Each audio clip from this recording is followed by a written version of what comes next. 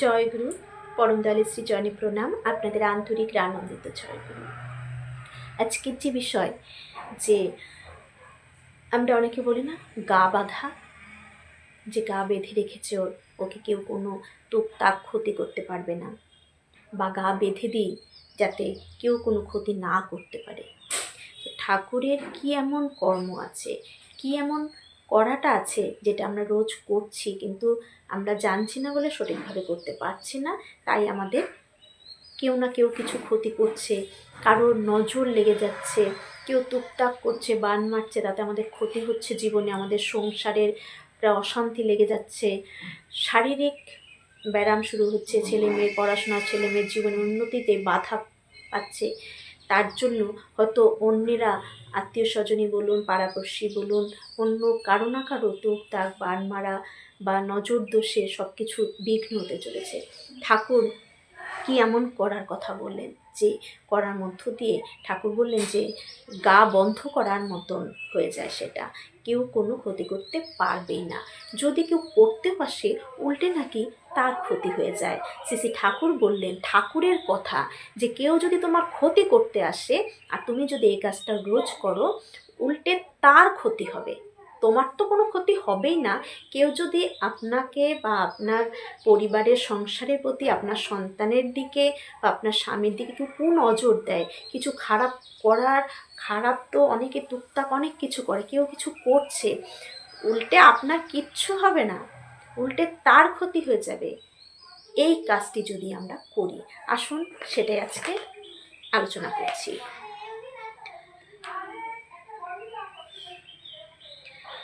ইষ্টকে দেওয়ার প্রসঙ্গে অনন্তদা বললেন, দেওয়া সম্পর্কে আগের মতো জোর পায় না। শ্রী ঠাকুর বললেন, দিবি যখন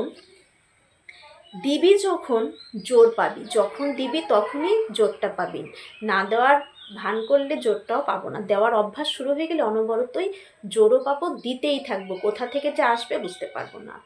দিয়ে মনে করবি এক গ্লাস সঞ্জীবনী সুধা খেলাম যেন।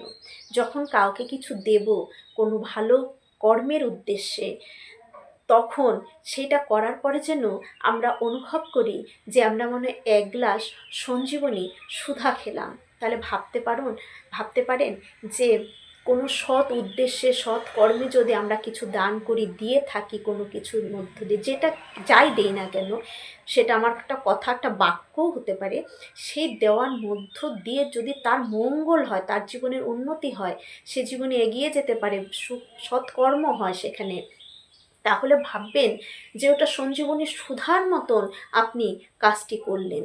ঠাকুর বললেন, ভেবে নেবে যে তুমি এক গ্লাস সঞ্জীবনী সুধা পান করলে।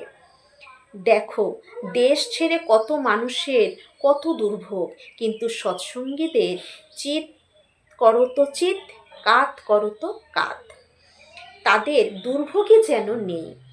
ঠিক তাই, তাদের দুর্ভোগই যেন, কষ্ট জীবনে আসবে কিন্তু দুর্ভোগ আসে না, যে দুঃখ তাকে স্পর্শ করে না যদি মনটা তার চরণে দেওয়া যায়।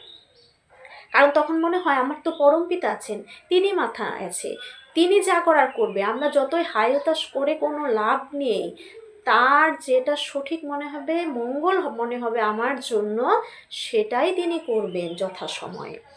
তাদের দুর্ভোগই যেন নেই, স্টিমারের বয়রার মতো, কিছুতেই ডোবে না, যতই ডোবানোর চেষ্টা করুক কিছুতেই ডোবে না। ওই যে বললাম, যতই আপনার খারাপ কেউ করতে চেষ্টা করুক, যতই চাক আপনার অমঙ্গল হোক, যতই চাক আপনার ছেলে জীবনে এগিয়ে না যাক, মেয়ে জীবনে এগিয়ে না যাক, আপনার স্বামীর জীবন উন্নত না হোক, স্বামী অসুস্থ থাকুক, আপনি অসুস্থ থাকেন, সংসারে একটা দূর সংসারে একটা অশান্তি লেগেই থাকবে, এগুলো যে যতই চাক, যে সৎসঙ্গী, যে সঠিক ঠাকুরকে নিয়ে চলে, ঠাকুরের বিধানগুলো কাটায় কাটায় পালন করার চেষ্টা করে নিত্যদিন, সে স্টিমারের মতন, আচার্য ঠাকুর বললেন, সে স্টিমারের বয়রার মতো কিছুতেই ডোবে না।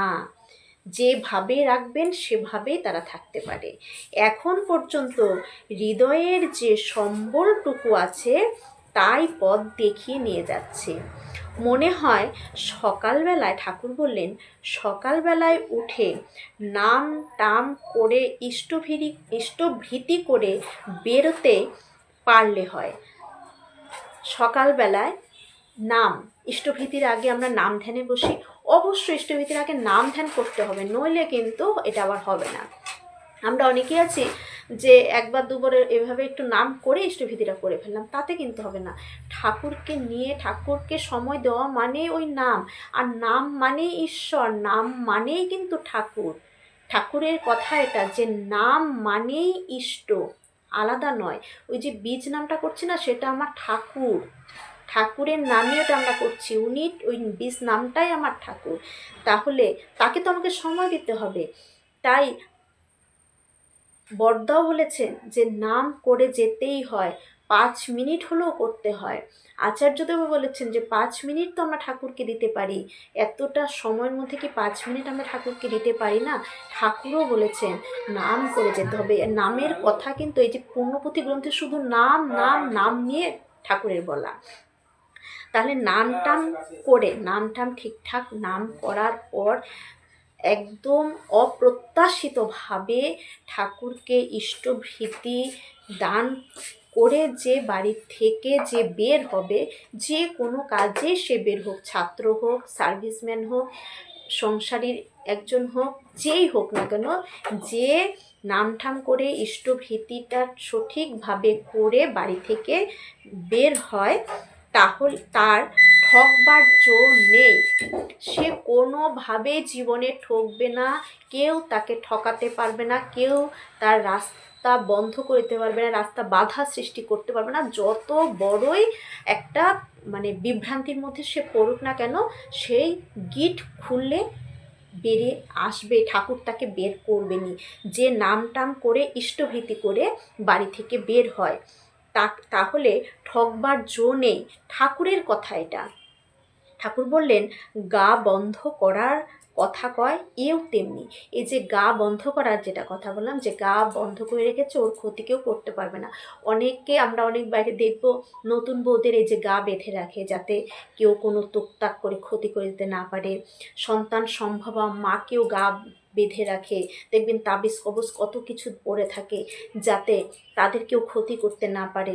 এগুলো যে গা বাঁধার কথা যে বলা হয়, ঠাকুর বললেন ঠিক এই নামঠাম করে ইষ্টভীতি করে যে বাড়ি থেকে বের হবে, সেটাও ওই গা বন্ধ করার মতন। এটাও ঠাকুর বললেন যে গা বন্ধ করার মতন কয়, এও ঠিক তেমনই। তারপর তো বলেছেন যে নাম টাম করে ইষ্টভীতি করে ওই হাতের তালুতে একটু জল নিয়ে নাম করে চরণামৃত যদি আমরা সেবন করি, তবেও কারো ক্ষমতা নেই।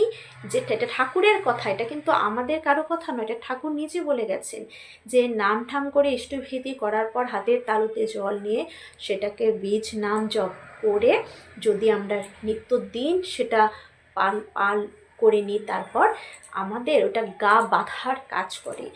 কেউ কোনো ক্ষতি করতে পারবে না, বরং যে ক্ষতি করতে আপনার কাছে এগিয়ে আসবে, আপনার পরম শত্রু যে আপনাকে দেখে হিংসে করে, উল্টে তার ক্ষতি হয়ে যাবে। আমরা চাই না কারো ক্ষতি হোক, সবার মঙ্গল হোক, সবার সুবুদ্ধি হোক, সবাই ভালো থাকুক, কিন্তু যে করতে আসবে তার কিন্তু ক্ষতি হবেই হবে। আমিও যদি করতে চাই, আমারও ক্ষতি হবে।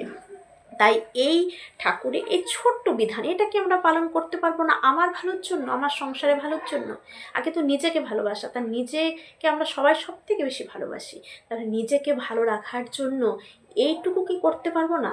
5 মিনিট নাম করে অপ্রত্যাশিতভাবে ইষ্টভীতিটি দান করে তারপর আমরা ওই জলটুকু নিয়ে একটু বীজ নাম করে যদি জলটা পান করি, এইটুকুকে করতে পারবো না? নিশ্চয়ই পারবো। আমরা আমাদের ভালো থাকার জন্য করে যেতেই হবে। বুদ্ধি ঠুদ্ধি সাথে সাথে জুটে যায়, এইভাবে যদি কেউ চলে, সাথে সাথে তার বুদ্ধি চলে আসে।